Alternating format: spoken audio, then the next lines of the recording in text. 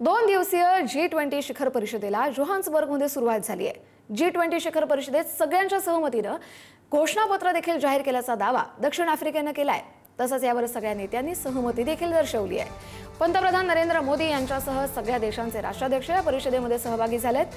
विशेष म्हणजे अमेरिकेने मात्र कुठलेही घोषणापत्र जाहीर करू नये असा इशारा दिला होता, पण त्याला न जुमानता G20 देशांनी घोषणापत्र जाहीर केलंय। त्याचाच आढावा घेतलाय आमचे प्रतिनिधी सुनील काळे यांनी। पाहूयात। दक्षिण आफ्रिकेमध्ये G20 होत आहे आणि या G20च्या परिषदेमध्ये G20चे वेगवेगळे देश सहभागी होत आहेत आणि यामध्ये घोषणापत्र जे बनवण्यात आलेले त्या घोषणापत्रावरती सर्व नेत्यांनी सहमती दर्शवल्याचा दावा दक्षिण आफ्रिकेने केलेला आहे। आणि विशेष म्हणजे अमेरिकेने अशा पद्धतीने कुठल्याही G20च्या दरम्यान घोषणापत्र काढू नये अशा पद्धतीचा इशारा दिला होता, पण तो इशारा जुगारत दक्षिण आफ्रिकेने G20 परिषदेमध्ये G20 देशांचं जे पूर्ण परिषद आहे त्यामध्ये हे घोषणापत्र जाहीर केलेला आहे आणि यामध्ये सर्वांची सहमती झाल्याचा दावा दक्षिण आफ्रिकेने केलेला आहे।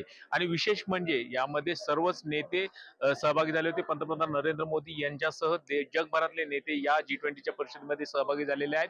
विशेष म्हणजे आगामी काळामध्ये 2026 मध्ये जी G20ची परिषद होणार आहे ती अमेरिकेमध्ये होणार आहे आणि त्याचा अध्यक्षपद जे ज्युनियर जे अधिकारी आहेत त्यांना द्यावा अशा पद्धतीची मागणी अमेरिकेने केली होती, पण त्याला दक्षिण आफ्रिकेने विरोध केला आणि त्यामुळे आता हे अध्यक्षपद एक वेगळा कार्यक्रम घेऊन घेतला जाईल आणि त्यावेळी दिलं जाईल, पण त्या संदर्भात अमेरिकेबरोबर चर्चा करूनच अशा पद्धतीचा निर्णय घेतला जाईल असं दक्षिण आफ्रिकेकडून सांगण्यात आलेलं आहे। सुनील काळे, जोहान्सबर्ग, दक्षिण आफ्रिका।